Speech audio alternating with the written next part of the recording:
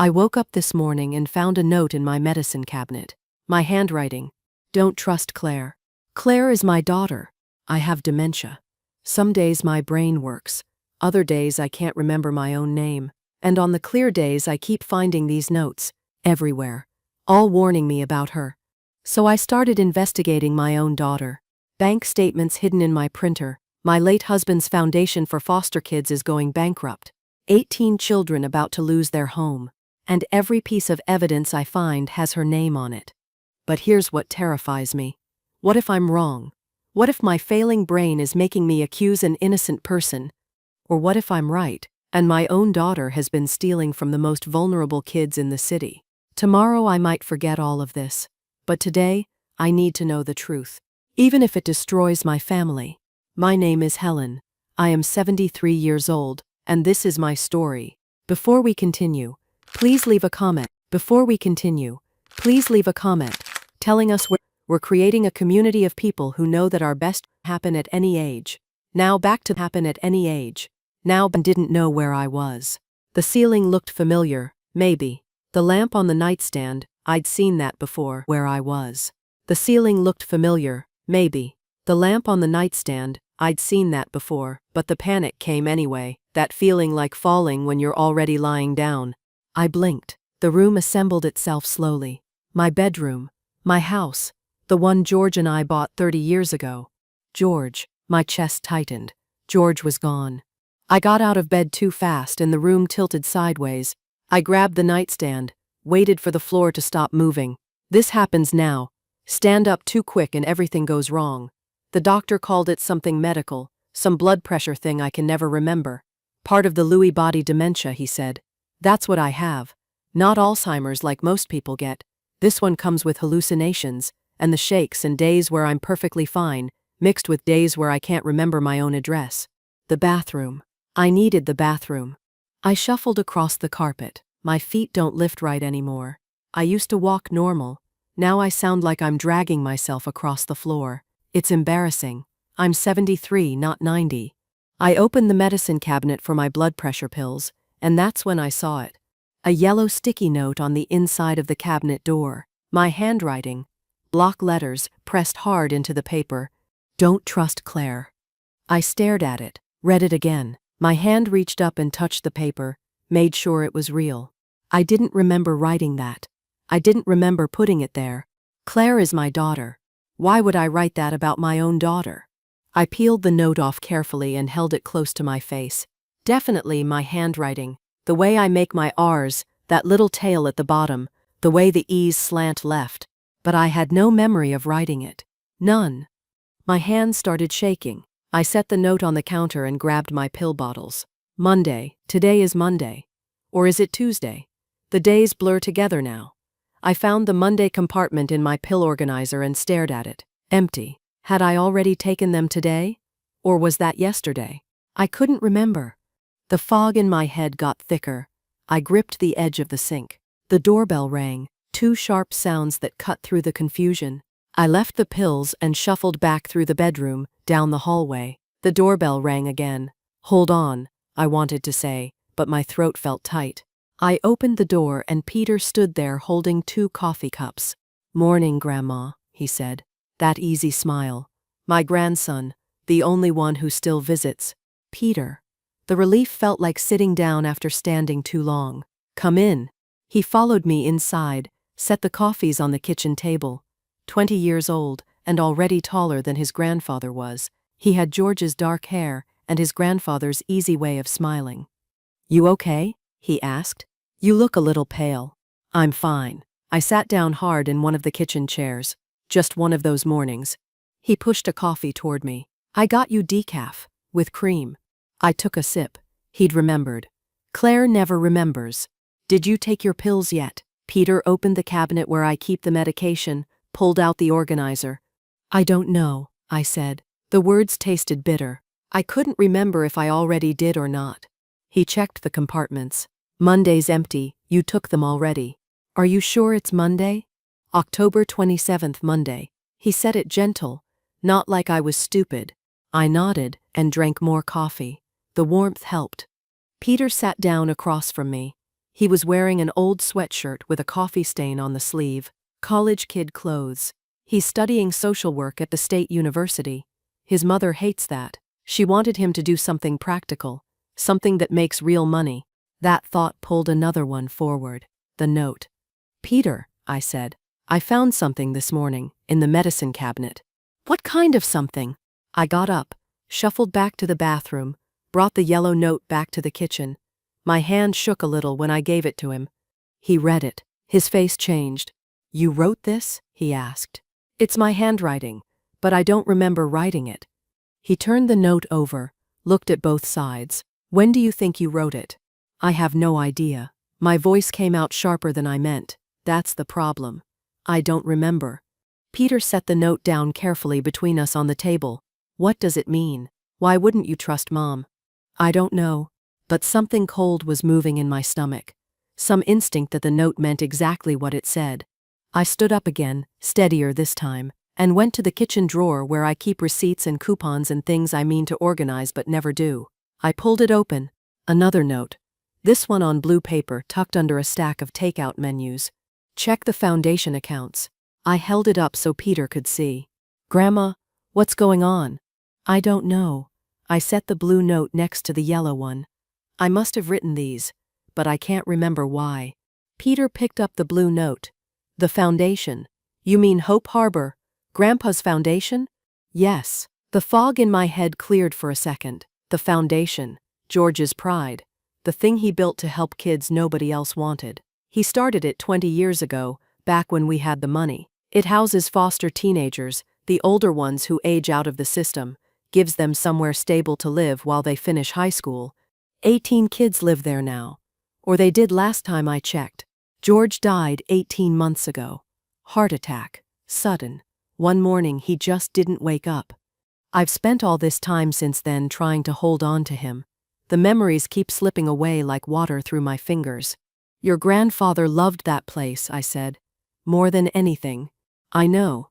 Peter's voice was soft. He was a good man. Was. Past tense. I hate that word. I sat back down. Your mother runs it now. She took over after he died. Yeah. Something in his voice made me look up. You two still not speaking? Peter's jaw tightened. We talk. Sometimes. When we have to. She's still angry about school? She thinks I'm wasting my life. He shrugged, but his shoulders stayed tense. Social work doesn't pay enough. I should have done business. Or pre-law. Something that matters. It matters, I said. Not to her. He looked at the notes again. She cut me off. 2 years ago, said if I wasn't going to take my future seriously, she wasn't going to fund it. That sounded like Claire. My daughter has always been hard. Sharp edges. Even when she was little, she never softened. My phone buzzed on the table. Claire's name on the screen. I stared at it, let it buzz 3 times before I picked up. Hi, honey, I said. Mom. Claire's voice was clipped, professional. I'm coming over this afternoon. We need to talk about some paperwork. What paperwork? Just some things that need signatures. I'll explain when I get there. Around 3. I might not be here at 3. Where would you be? Sharp, like I'd said something ridiculous. I don't know, out. Claire sighed. The kind of sigh that means she thinks I'm being difficult. Just be there, please. This is important. She hung up before I could answer. I set the phone down. Peter was watching me. That was your mother, I said. I figured. She's coming over at 3. Wants me to sign something. Peter frowned. Sign what? She didn't say. I looked at the notes again. Don't trust Claire. Check the foundation accounts. Something dropped in my stomach. I got up and went to the small desk in the corner where I keep my printer. Sometimes I print things and forget about them. Bills, articles, things I mean to read. There was paper in the output tray. I pulled it out. A bank statement. Hope Harbor Foundation printed across the top. Numbers in columns. Some of them circled in red pen. Peter, I said. Look at this. He came over, took the paper, studied it. Did you print this? He asked. I must have. I pointed at the red circles. I must have been looking at something specific. The circled amounts were large. Payments going out to companies I didn't recognize. 5,000 here, 10,000 there. Peter's face went still. Grandma, when did you print this? I have no idea.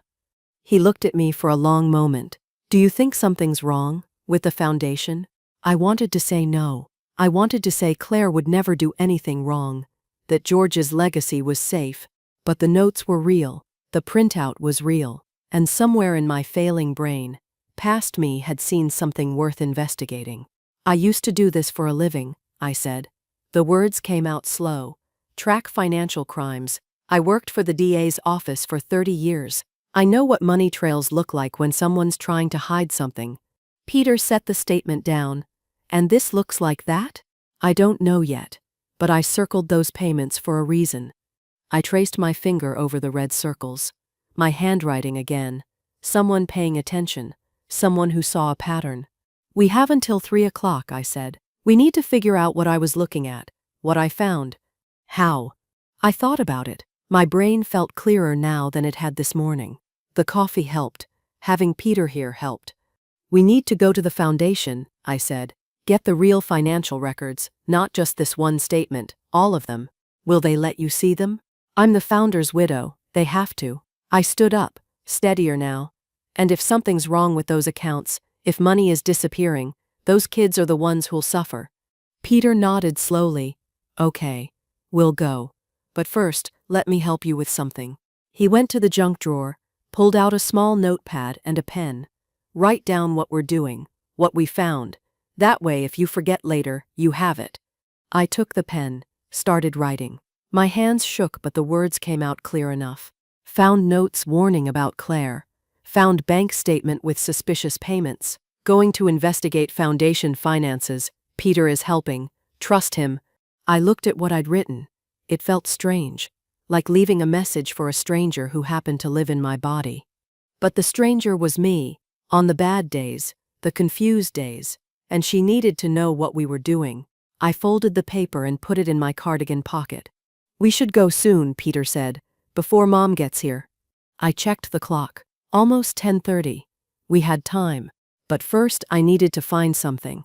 I went to the bookshelf in the living room, pulled out the book I'd been trying to read for months. A mystery novel I couldn't keep straight in my head. A note fell out. White paper this time. Same handwriting. She's lying about the conservatorship. Peter came over, read the note over my shoulder. Conservatorship. The word sat heavy in my mouth. I knew what it meant. I'd seen it used in cases at the DA's office. Legal control over someone deemed incompetent. Their finances, their medical decisions, their whole life handed over to someone else. Claire wanted that power over me. I sat down on the couch. The pieces were coming together now. Claire wanting me to sign papers. The suspicious payments. The notes warning me not to trust her. She wants to take control, I said. Of me. Of my money. Of everything. We don't know that for sure. Don't we? I held up the notes. All 3 of them. I wrote these. During clear moments, I was warning myself. Peter sat down next to me. Then we figure out why. We get the records. We see what's really going on. What if it's nothing? My voice cracked. What if I'm just confused and paranoid and making problems that don't exist? Then we find that out too. But Grandma, you were a forensic accountant. You know money crimes. If you circled those payments, there was a reason.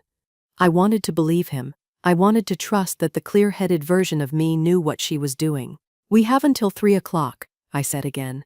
Peter checked his watch. Then we better get moving. I gathered the notes, the bank statement, put them all in a folder. Evidence. That's what this was. Evidence of something. I just had to remember long enough to figure out what. We had 5 hours before Claire arrived. 5 hours to find out if my daughter was stealing from vulnerable kids. 5 hours before I might forget everything all over again. But before we could leave, we needed a plan. We can't just show up and hope for the best, I said. My forensic training was kicking in now, cutting through the fog. We need a system. Print everything. Photograph it. Hide the evidence where she can't find it. Peter nodded. Where should we hide it? My bedroom closet. Behind the winter coats. She never goes in there. We spent the next half hour setting up. I knew how to do this. The problem was my hands wouldn't cooperate. They shook when I tried to type on my laptop. The password took 3 tries because I kept hitting wrong keys. Peter helped without making me feel useless. He'd steady my hand when I needed to click something, but he let me direct him. This was my investigation. I created a folder on my desktop, buried it 3 levels deep in my tax documents from years ago. Password protected. Nobody would think to look there. Print this bank statement, I told him. 2 copies, one for the closet, one for the folder. We printed. We organized. I wrote instructions on a card for myself, step by step, how to access the hidden folder, where the evidence was stored. I put the card in my cardigan pocket. It felt like admitting defeat, but it also felt like fighting back. By 11:30 we were ready. Peter made us quick sandwiches. I wasn't hungry, but I ate anyway. I'd need the energy. "You're sure about this?" he asked. "No, but we're doing it anyway." We took his car. The drive to Hope Harbor Foundation was 20 minutes across town. I watched the streets go by, tried to keep my mind sharp, focus on what we needed to find. Don't let the fog come back. The building looked tired in the afternoon sun, red brick that needed work, cracked steps. George had loved this place so much, poured his heart into it. What if I was wrong? What if the circled payments meant nothing, and I was just a confused old woman causing problems? "Grandma," Peter touched my arm. "We're here." I got out of the car slowly. My legs felt unsteady. Inside smelled like coffee and old pizza. A girl sat in the common room, maybe 16, headphones on. She glanced up as we passed but didn't say anything. The kitchen had 2 boys arguing about whose turn it was to do dishes. Normal teenage stuff. It felt so ordinary. A tall kid came down the stairs, saw us, and smiled. 17 or 18. Strong jaw, cautious eyes. "Mrs. Foster," he said. "I didn't know you were coming by." I knew him. Marcus. I'd met him before, back when George was alive. "Hi, Marcus. How are you?" "Good. Staying out of trouble." The smile didn't quite reach his eyes. A woman appeared from the hallway, mid-40s, blonde hair pulled back tight. She saw us and something flickered across her face. Surprise. Maybe concern. "Helen," she said. "This is unexpected." Angela, the foundation director. My daughter had hired her last year. "I wanted to see the place," I said. "Make sure everything's running smoothly." "Of course. Everything's fine. Your daughter has been working incredibly hard." There was something in her tone, rehearsed, like she'd said it before. "I'd like to see the financial records," I said. Angela blinked. "The financial records?" "Yes. Bank statements, budget reports, all of it." "I'm not sure that's necessary. Claire handles all those files now." "I'm the founder's widow." I kept my voice calm, firm. "I'd like to review them." She hesitated, looked at Peter, then back at me. "I should probably call Claire first." "No." I stepped closer. "I don't need her permission. Show me the records." The room got quiet. Marcus was still on the stairs, watching. The girl with the headphones had taken them off. Angela's smile tightened. "Of course. Let me see what I have access to." She led us down the hallway to the office. George's old office. Except it wasn't his anymore. Everything had been changed. New desk, gray paint, filing cabinets I didn't recognize. "Most of the files are at Claire's house now," Angela said. "But I have some basic reports here." She unlocked a filing cabinet, pulled out a slim folder. I took it, opened it. Budget summaries, expense reports, nothing detailed. "This isn't enough," I said. "I need to see the actual invoices, the bank statements." Like I said, Claire keeps those. I went to the filing cabinet myself, started pulling drawers open. "Mrs. Foster, I really don't think." "Then don't think. Just let me look." Peter was taking photos with his phone, the office, the filing cabinets, everything.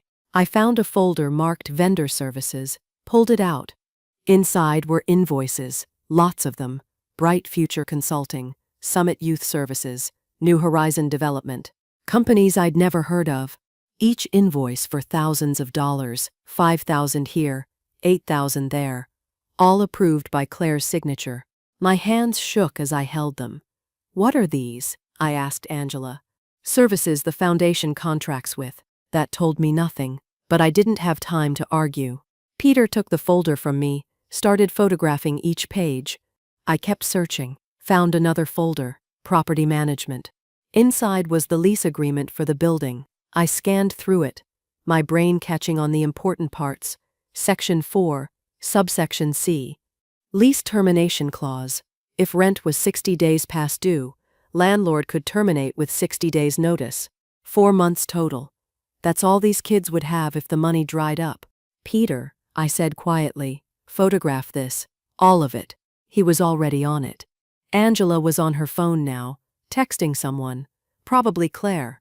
I didn't care. We had what we needed. A younger girl came down the stairs. 15 maybe.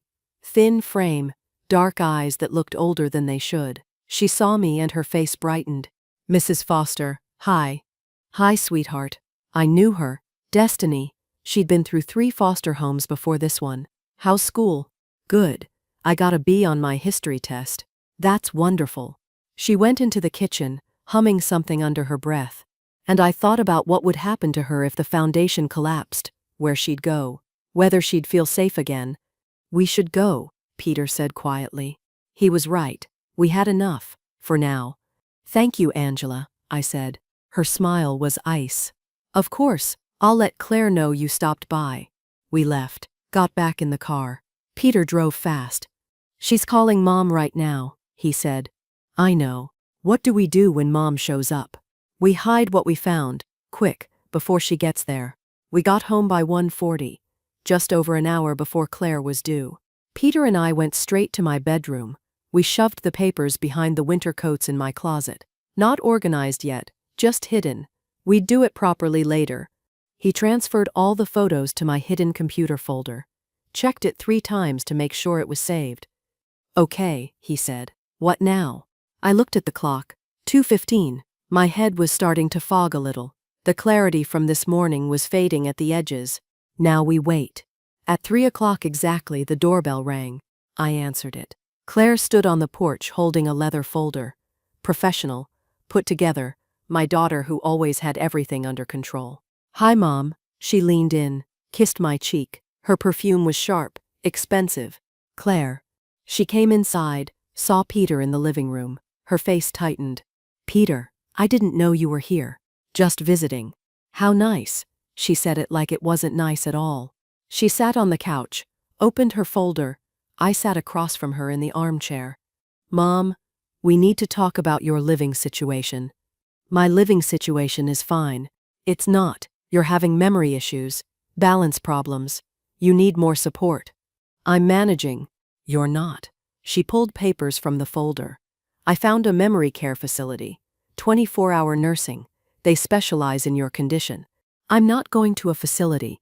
Be reasonable. I am being reasonable. This is my house. I'm staying here. That's when she saw it. The bank statement I'd forgotten to hide. Sitting on the coffee table where I'd left it this morning. Her whole body went still. What is this? She asked. A bank statement. I can see that. She picked it up. Why do you have this? It's the foundation's account. I wanted to review it. Who gave this to you? Does it matter? Her face flushed. Yes, it matters. Did you go to the foundation today? Did you bother Angela? I didn't answer. Mom, you can't do that. You can't just show up and demand things. It confuses the staff. It makes my job harder. Harder for who? For everyone. For me. She crumpled the statement in her fist. You're not well. You're getting confused about things. I'm not confused about those payments. I kept my voice level. Large amounts to companies nobody recognizes. Because you don't remember the foundation's operations. That's the dementia. Or because something's wrong. She stood up. The statement still in her hand. Nothing is wrong. I'm managing the foundation. You need to stop interfering. I'm not interfering. I'm asking questions. Questions I've already answered. Multiple times. But you forget, so we're stuck in this loop. She shoved the statement into her bag. This is exactly why we need the conservatorship hearing. She pulled more papers from her folder. Legal documents. Court letterhead. November 17th. 3 weeks from today. I'll be granted legal authority to manage your finances and make decisions about your care. You can't do that. I can. Your doctor's reports support it. The court knows about your condition. She set the papers on the coffee table. This is for your protection, so you don't accidentally hurt yourself or make decisions that harm the foundation. My chest felt tight. She was taking everything. "Get out," I said. She blinked. "What?" "Get out of my house." "Mom, don't be dramatic." "I'm not being dramatic. Leave, now." Peter stepped into the room, stood next to my chair. She looked between us, then gathered her papers, shoved them back in the folder. "Fine, but this doesn't change anything. 3 weeks, Mom, and then we're going to have a real conversation about your future." She left. The door closed hard. I sat there shaking. The room felt like it was tilting. After a moment, I stood up, went to my desk, started pulling open drawers. "What are you looking for?" Peter asked. "More notes. I write them when I'm clear-headed, hide them for later." I found 2, one behind the desk calendar, one taped under the desk drawer. She forged documents, moving money to hidden accounts. I handed them to Peter. "Add these to the evidence." We went back to the closet. This time we did it right. We taped everything to the back wall: papers, notes, photocopied invoices, connected them with string from the junk drawer, creating a timeline, a map of what I thought Claire was doing. It looked insane, like something from a conspiracy board, but it was real. It was all real. "We have 3 weeks," I said. "We'll figure it out." That night was rough. Around 7, I stood up from the couch to go to the bathroom, and the room spun. My legs gave out. I went down hard. Peter caught me halfway, kept me from hitting the floor completely. "I've got you."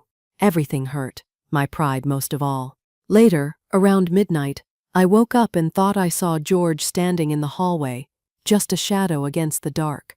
I stared at it for a long time before I realized Peter was sleeping on the couch, and the shadow was just the coat rack. At 3 in the morning, I got confused about where I was. Couldn't remember my own bedroom. Peter heard me moving around, came in, talked me back to the present. "It's okay. You're home, you're safe." But I wasn't safe. My brain was betraying me bit by bit, and somewhere behind my closet coats was evidence I might not remember finding. I just had to last 3 more weeks. Morning came too soon. I woke up not knowing where I was. The light through the window was wrong. The ceiling was wrong. Everything felt tilted. I heard voices. Someone in my house. Panic crawled up my throat. I tried to remember, tried to grab onto something solid. The door opened. A young man stood there, tall, dark hair. "Grandma, you okay?" "Peter, my grandson." The pieces clicked into place slowly. My house, my bedroom. He'd stayed the night because I'd fallen. "I'm fine," I said. My voice came out rough. Just took me a minute. He helped me sit up, brought me water and my pills. I took them without thinking about whether I'd already taken them today. "Do you remember yesterday?" he asked. "Some of it. The foundation, Claire, the fight. But it all felt hazy, like looking through dirty glass. Come on, I want to show you something." He led me to my closet, pushed aside the winter coats. The back wall was covered in papers, documents taped up, notes in my handwriting, string connecting them, a whole map of something I didn't remember creating. I stepped closer, started reading. Bank statements with circled amounts, invoices to companies I didn't know, a lease agreement, notes that said "Don't trust Claire," and she forged documents. "I did this?" I asked. "Yesterday, after Mom left. You found more notes you'd hidden and we organized everything." I studied the wall. It was good work, organized, clear, the kind of investigation board I used to build at the DA's office. But I had no memory of making it. "Walk me through it," I said. "Tell me what we found." Peter pointed to the bank statements, large payments going out, all to those companies we saw in the invoices yesterday. "Do we know what they are?" "No, but they're all approved by Mom's signature." I looked at the pattern, the amounts, 5,000 here, 8,000 there. Over months, someone was bleeding the foundation dry. "If she's stealing," I said slowly, "what happens to the kids?" Peter's face went serious. "That's what we talked about yesterday. If the money runs out, the foundation can't pay rent. The lease has a termination clause. 60 days past due, they can kick everyone out." "How many kids?" 18. 18 kids with nowhere to go. I thought about Marcus, about Destiny, with her history test B, about all of them. Where would they go? I asked. Group homes, probably. Overcrowded ones. Or they'd get shuffled to new foster placements. Peter sat on the edge of my bed. I know some of them from volunteering. It's part of my social work program. Marcus is 17. He's aging out of the system next year. This is his last stable place before he's on his own. And Destiny? She's been through 3 foster homes. This is the first place she's felt safe. The weight of it settled over me. This wasn't just about money, or Claire, or even George's legacy. This was about real kids who'd already been through too much. We need to know how bad it is, I said. The actual numbers. The bank? Yeah, let's go. We drove to the bank. My mind felt clearer this morning than it had last night. The fog was still there but thinner. The bank manager recognized me. Nice woman, maybe 40. She'd handled our accounts for years. Mrs. Foster, how can I help you? I need complete account records for the Hope Harbor Foundation, going back 3 years. She hesitated. Your daughter is the primary account holder now. I'm the founder's widow. I have a right to see them. She looked at Peter, then back at me. Of course. Give me a few minutes. We waited in her office. Peter fidgeted with his phone. I tried to keep my mind focused. Don't let the fog come back. Not yet. The manager returned with a thick folder. Everything you requested. I opened it, started going through the statements. My training kicked in. That muscle memory of following money trails. The pattern jumped out immediately. Withdrawals, transfers, money moving out in careful layers. Someone knew what they were doing. Look at this, I said to Peter. Pointed to a statement from 6 months ago. Foundation balance was $80,000. That's good, right? I flipped to the most recent statement. Now it's $12,000. That's enough for 2 months, maybe, if they're lucky. I kept reading. Found records of new companies, LLCs created after George died. These are new. She set these up. Mom? Yeah, all registered to her. Money's been flowing to them. Peter took photos of every page. I studied the numbers until my eyes hurt. She's draining it, I said, systematically, and in 2 months, there won't be anything left. My phone buzzed. Text from Claire. Mom, we need to talk about the conservatorship hearing. It's in 3 weeks. Please don't fight this. It's for the best. I showed Peter the text. If she gets conservatorship, he said quietly, she controls everything. Your money. Your ability to investigate. She buries the evidence. And those kids lose their home. We sat there in the bank manager's office. Everything felt impossible. I was 73 with a failing brain. My daughter was stealing from vulnerable kids, and in 3 weeks she'd have legal control over my life. What do we do? Peter asked. We have to prove it. Before the hearing. Before she shuts us down. How? I don't know yet. My head was starting to hurt. The clarity was fading at the edges. But we have 3 weeks. We thanked the bank manager and left. Drove home in silence. Back at the house, I went straight to my closet. Stood in front of the evidence wall. Tried to memorize it. Tried to burn it into my brain so maybe tomorrow I'd remember. That's when I saw it. A note I'd written but hadn't added to the wall yet. Tucked in the corner behind a sweater. If you're reading this during a bad day, trust what you wrote during good days. Claire is dangerous. I held the note. Looked at my own handwriting. Clear-minded me trying to help confused me. The irony wasn't lost. I was investigating my own daughter based on notes from a version of myself I couldn't remember being. But the numbers didn't lie. $12,000 left. 2 months before 18 kids were on the street. I pinned the note to the wall with the others. We're running out of time, I said to Peter. I know. And I'm running out of clear days. He didn't argue. We both knew it was true. 3 weeks until the conservatorship hearing. 2 months until the foundation collapsed. And my brain was betraying me faster every day. But those kids needed someone to fight for them. Even if that someone could barely remember her own name. The next few days blurred together.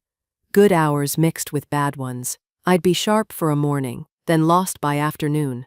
Peter stayed close. Helped me review the evidence wall when I forgot what it meant. We were running out of time. 2 weeks until the conservatorship hearing. The doorbell rang on a Thursday morning. I was dressed, trying to make coffee. Peter had gone to class. I answered the door. Claire stood there with a man I didn't know, mid-50s, carrying a medical bag. "Mom, this is Dr. Patterson. He's here for your checkup." I hadn't scheduled a checkup, but Claire was already leading him inside, gesturing to the living room like this was her house. "Please, sit down, Mrs. Foster," the doctor said. I sat. Claire settled on the couch across from me, hands folded in her lap. "Professional. This is just a routine evaluation," the doctor said. "Nothing to worry about. I'm going to ask you some questions. Just answer as best you can." This wasn't routine. This was the conservatorship evaluation, the one Claire would submit to the court to prove I couldn't take care of myself. "Can you tell me today's date?" he asked. I tried to grab it. "Thursday." "But what day of the month?" "What month?" "Thursday," I said. "The full date?" My mind went blank. "October." "What day in October?" "I'm not sure." He wrote something down. "That's fine. Can you tell me where you are right now?" "My house." "What's your address?" I knew this. I'd lived here 30 years, but the numbers wouldn't come. I saw the street in my mind, the mailbox with our name, but the address floated just out of reach. "I forget the number," I said. More writing. "That's okay. Can you tell me what you had for breakfast?" Breakfast? Had I eaten breakfast? I looked at the coffee maker. The pot was half full. Peter must have made it earlier. But food? I don't remember. "Have you eaten today?" "I think so." Claire's face was carefully neutral, but I saw something flicker there. Guilt? Satisfaction? I couldn't tell. "Mrs. Foster, I'd like to ask about your daily routine. Do you take medication?" "Yes." "Can you tell me what medications?" I listed what I could remember. Blood pressure. Something for the dementia, but there were others. I couldn't pull up the names. "Do you take them on your own?" "Usually." "Have you ever forgotten to take them?" "Every day." "Most days." I didn't know anymore. "Sometimes," I said. "Do you drive?" "No." "Why not?" "I'm not safe to drive." He nodded, wrote more notes. "Do you cook for yourself?" "Sometimes." "Have you ever left the stove on? Forgotten about food cooking?" I didn't answer. The silence was answer enough. "Have you had any falls recently?" I thought about the other night, hitting the floor, Peter catching me. "Yes." "How many in the past month?" "A few." "Do you feel safe living alone?" "I'm not alone. My grandson visits. But he doesn't live here." "No. So most nights you're by yourself?" "Yes." Every answer felt like handing Claire ammunition. Every admission of confusion or forgetfulness was evidence that I couldn't handle my own life. "One last question, Mrs. Foster. Do you understand why your daughter is seeking conservatorship?" I looked at Claire, at her carefully arranged face, at the doctor with his notes that would go straight to a judge. "She says it's for my protection." "Do you believe that?" I wanted to scream, to tell him she was stealing from vulnerable kids, that this was about silencing me, not protecting me. But would he believe me? Or would it just prove I was paranoid and delusional? "I don't know what to believe," I said. He closed his notebook, stood up. "Thank you, Mrs. Foster. That's all I need." Claire walked him to the door. They spoke in low voices. I caught fragments. Progressive decline. Safety concerns. Appropriate placement. Then they were gone. Both of them. I sat on the couch, shaking. The evaluation had lasted maybe 20 minutes. 20 minutes to prove I was incompetent. I'd failed every question, stumbled over things a child could answer. The worst part? They weren't wrong. I couldn't remember the date, couldn't remember my address, couldn't remember if I'd eaten. Maybe I was the problem. Maybe Claire was right and I was just a confused old woman making trouble.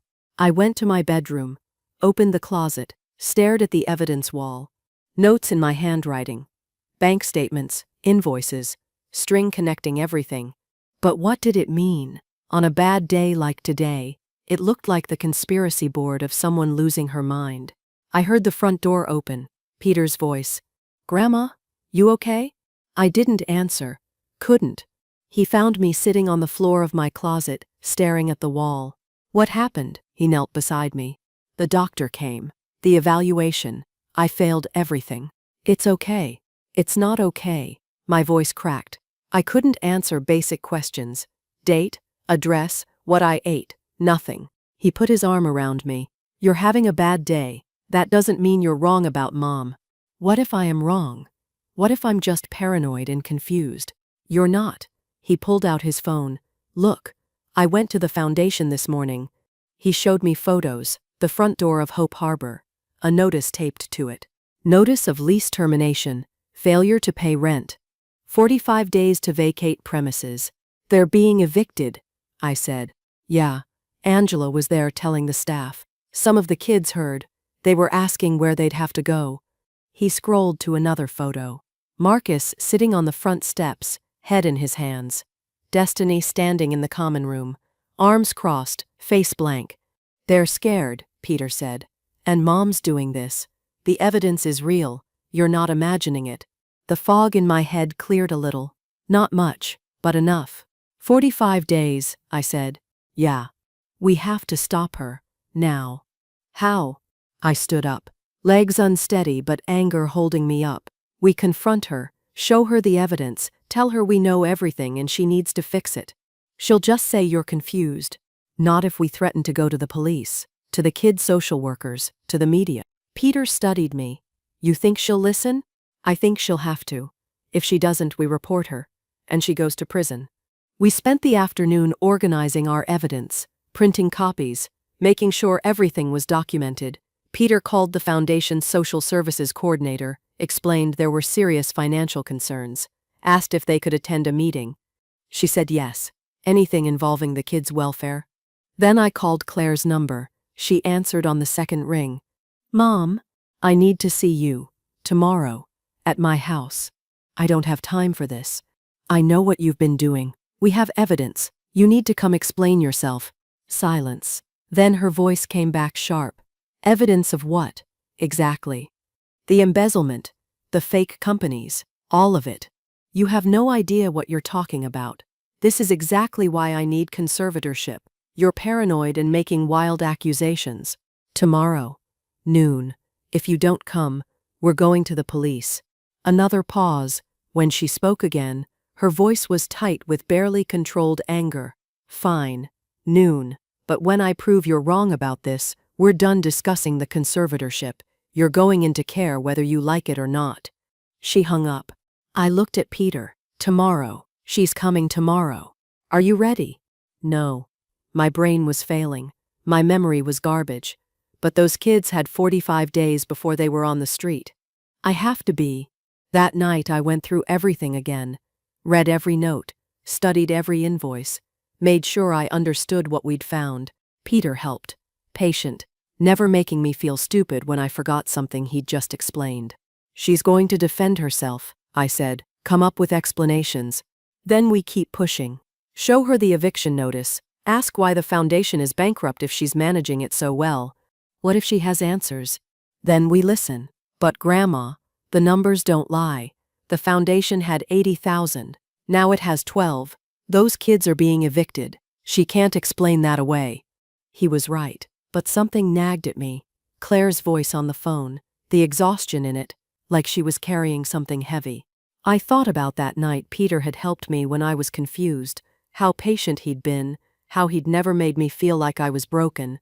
Claire hadn't visited in weeks before the conservatorship talk started. She called but never came by, never helped with the pills or the confusion or the fear. Or maybe she had, and I'd forgotten. The dementia made everything uncertain. Every memory suspect, every conclusion questionable. But I looked at the evidence wall one more time, at the numbers, at the pattern of payments draining the foundation dry. Tomorrow we'd get answers, one way or another. And if Claire couldn't explain, we'd report her, even if she was my daughter. Because 18 kids needed someone to fight for them, even if that someone could barely hold on to her own thoughts. The next morning, I woke up with my mind clear. Sharp edges on everything. The kind of clarity I couldn't count on anymore. I went to the closet, studied the evidence wall one more time, all those notes I'd written, all the proof we'd gathered, the invoices, the bank statements, the pattern of Claire draining the foundation dry. Today we'd confront her, make her explain, and if she couldn't, we'd report her.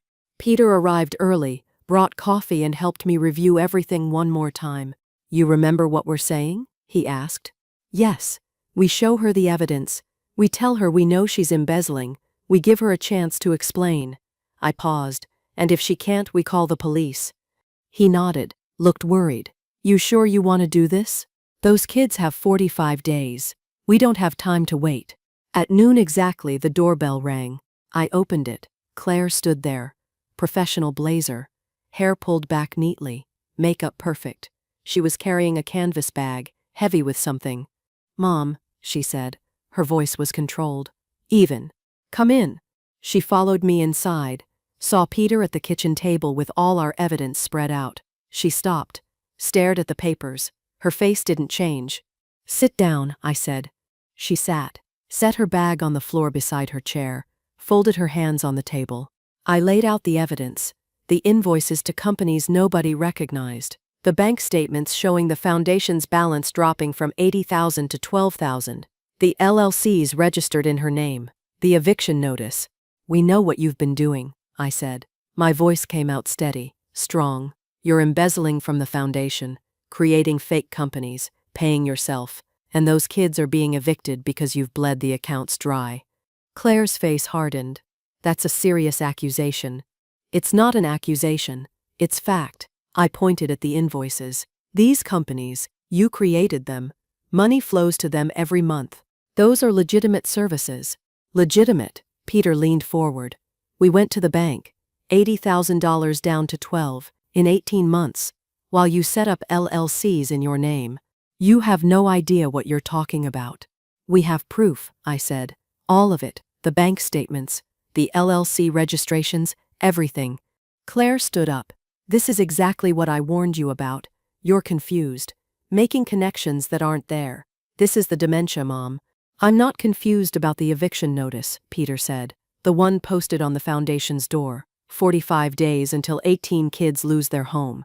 Something flickered across Claire's face. I'm handling that. By stealing their rent money, I asked. I haven't stolen anything. Then explain the LLCs. Explain the payments. Explain why the foundation is bankrupt. I don't owe you an explanation. Yes, you do. I stood up to face her.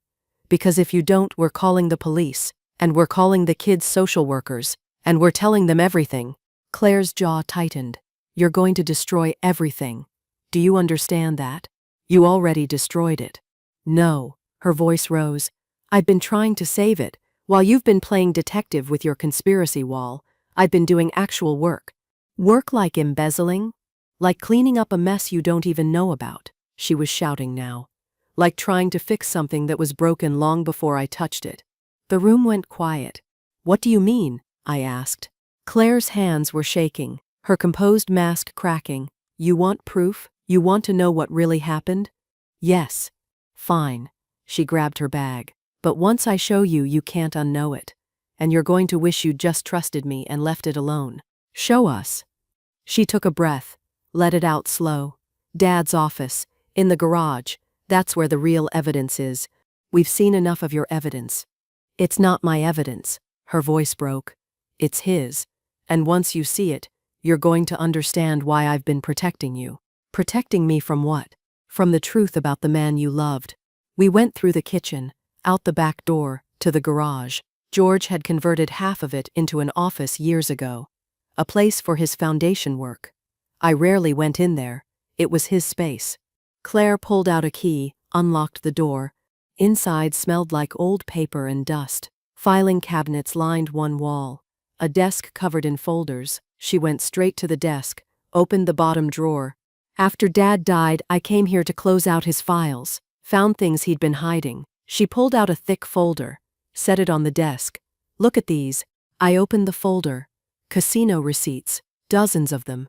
Going back 3 years. Thousands of dollars. Some wins. Mostly losses. Dad had a gambling problem, Claire said quietly. Started after the foundation hit financial trouble 5 years ago. He thought he could win enough to fix it. I kept turning pages. More receipts. Letters from casinos about outstanding debts.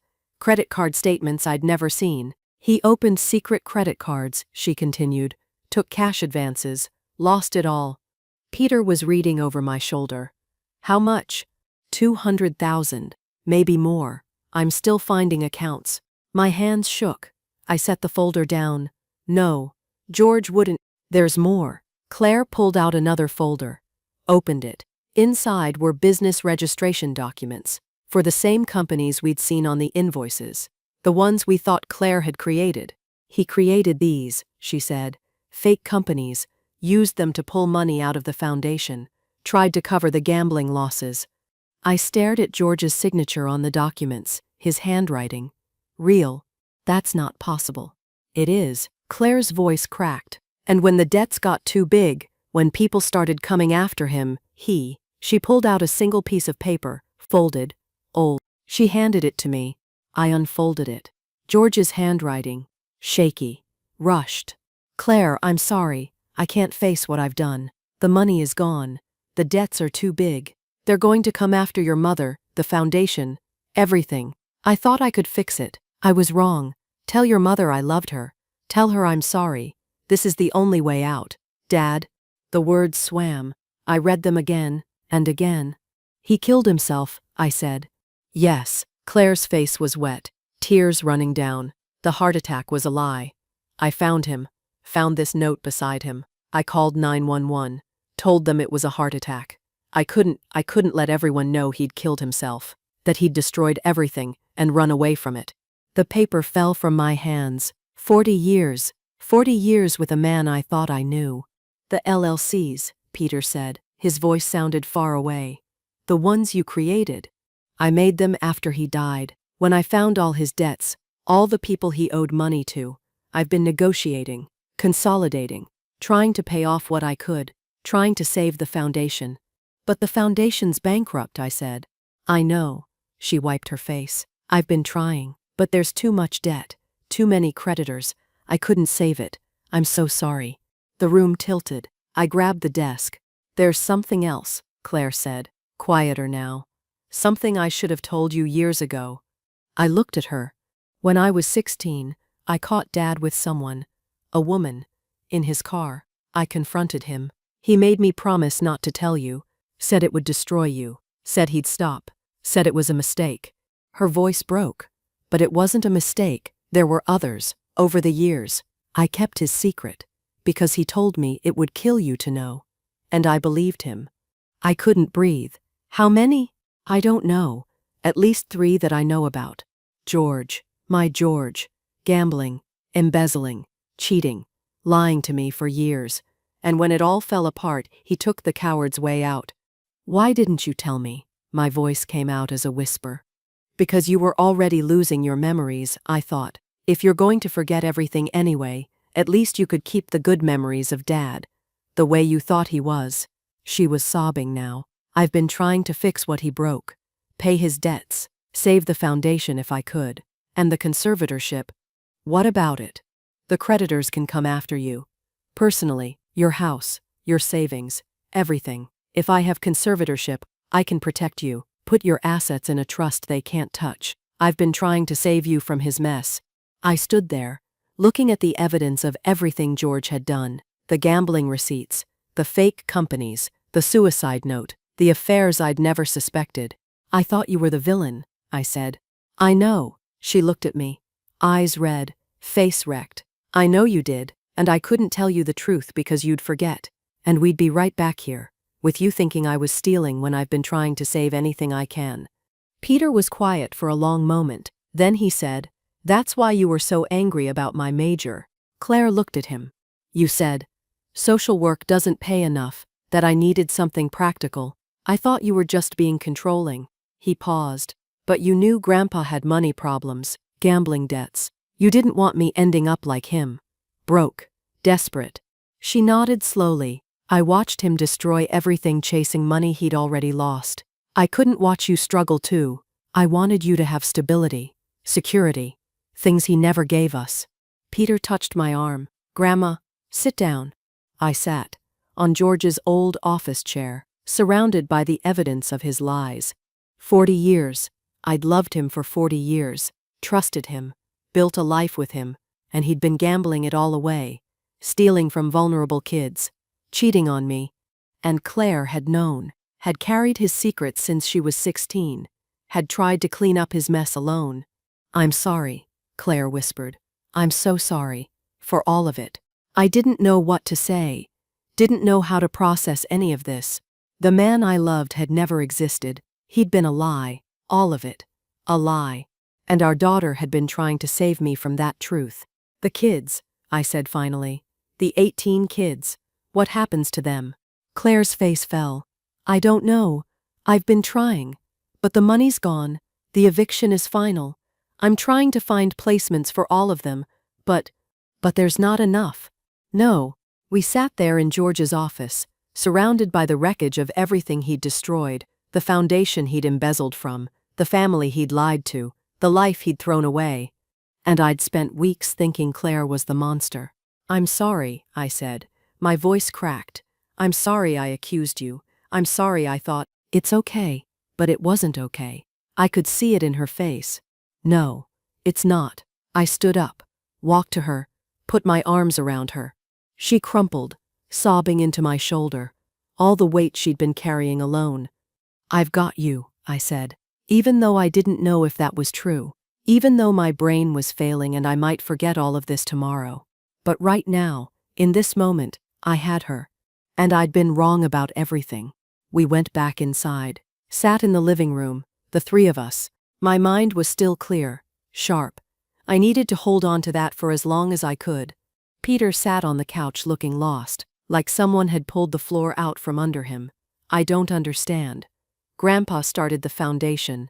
He loved those kids. He did, Claire said, at first. But then the money got tight, and he thought he could fix it, gamble his way out of debt. It just made everything worse. So everything I thought about him was a lie. Not everything. He did love you. He loved all of us. He was just broken. And he didn't know how to ask for help. I watched them, my daughter, my grandson, both trying to make sense of a man who'd lied to everyone. Tell us the numbers, I said to Claire. All of it. I need to know exactly what we're dealing with. She pulled papers from her bag. Spreadsheets, records. Dad left $340,000 in debts. Gambling, credit cards, personal loans from people who charge interest you don't want to know about. The number sat heavy in the room. Over the last 18 months, I've paid off $180,000, used my savings, my retirement, everything I had. You bankrupted yourself, I said. I tried to save it, save his reputation, save the foundation. Her voice cracked. But there's still $160,000 left, plus back rent on the building. We have 45 days. After that, the eviction is final. Peter leaned forward. What are the options? We could sell the building, try to relocate somewhere cheaper, but that takes time we don't have. We could start an emergency fundraising campaign, but donors aren't going to give to a foundation they just found out was embezzled by its founder. What if we tell the truth? I asked. Expose what George did, ask for help to save the kids despite his crimes. Claire shook her head. It would destroy any chance of getting donations. People don't give money to scandals. Then we don't protect his reputation, I said. My voice came out harder than I meant. We do whatever it takes to keep those kids safe and housed. I don't care what it costs George's legacy. They both looked at me. He made his choices, I said. Bad ones. He stole from vulnerable children and then killed himself instead of facing it. I'm not going to let those kids suffer more just to keep people thinking he was a good man. The words hurt to say, but they were true. What do you suggest? Claire asked quietly. I thought about it. About the house I'd lived in for 30 years. The equity George and I had built. Money that should have been ours together. I'll sell the house, I said.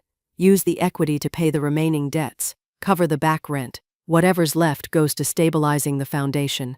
Mom, no. This is your home. It's a house. Those kids need stability more than I need 4 bedrooms and a yard I can't take care of anymore. I paused. I'll find a facility. Somewhere I won't be a burden to anyone. Absolutely not. Claire's voice was sharp, fierce. You're not going to a facility. You're moving in with me. Honey, I can't ask you to. You're not asking. I'm telling you.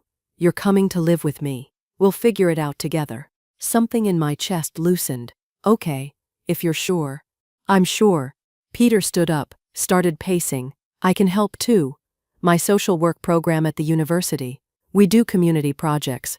I could organize a major fundraiser, get students involved, create a whole new donor base, people who never knew Grandpa, who just want to help kids. Claire looked at him. You'd do that? Yeah, I would. He stopped pacing. This is why I wanted to study social work in the first place, to help people who need it. And right now, those 18 kids need it more than anyone. Something passed between them, mother and son. A bridge rebuilding. Okay, Claire said. Okay, we try. All of us together. We spent the rest of the day planning, making lists, figuring out timelines. How fast could I sell the house? How quickly could Peter organize a fundraiser? What did Claire need to negotiate with creditors? My mind stayed clear through all of it. A gift. I knew it wouldn't last. That night, after they left, I went through the house, found all my old notes, the accusations. Don't trust Claire. She's lying. She forged documents. I gathered them all, every single one. Then I wrote new notes, different ones. Trust Claire. She's been protecting you. She loves you more than you know. Your daughter is a hero. Remember that. George lied. Claire saved you. Trust her. Love her. I hid them in all the same places. The medicine cabinet, the kitchen drawer, behind the desk calendar, under the lamp on my nightstand, in my book, hoping that when the fog came back, when I forgot everything, I'd find these instead. The next 3 days were precious, clear, sharp. Claire came over every morning. We went through George's things together. His clothes, his books, the photos of a man I'd thought I knew. I loved him, I said, holding a picture of us from 20 years ago, both of us smiling. I keep thinking that, and then I hate myself for it. After everything he did, the lies, the affairs, stealing from those kids, how can I still? My voice broke. I know, Claire said quietly. I've been angry at him for 18 months, furious, but then I'll remember something good and it makes it worse, like I don't know which version of him was real. Do you forgive him? No. Her answer was immediate, hard.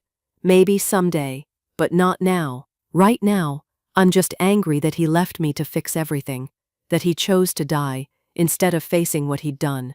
We cried together, for the man he could have been, for the family he destroyed, for all the years Claire had carried his secrets alone. Peter came over every afternoon, showed us his fundraiser plans, student volunteers, social media campaigns, local business sponsorships. I'm going to make this work, he said, determined, fierce, and I believed him. On the 3rd day, I started losing words, forgetting things I'd said 5 minutes ago, the fog rolling back in. It's coming back, I told Claire. She held my hand. I know. I won't remember. Tomorrow, or the day after, I'll forget all of this. That's okay. We'll be here anyway. I might think you're the villain again. Then we'll show you the notes. Remind you, as many times as it takes. I squeezed her hand, trying to hold on to this moment, this clarity, this truth, but I could feel it slipping away. A week later, I woke up and George was alive. In my mind, he was still here, still the man I loved, still the hero who'd built something good. I got out of bed, shuffled to the kitchen. Claire was there, making coffee. Morning, honey, I said. Where's your father? She froze, just for a second, then turned around. Peter was at the table. He looked at Claire. Something passed between them, sad and knowing. He's not here, Mom, Claire said gently. Remember? He passed away, 18 months ago.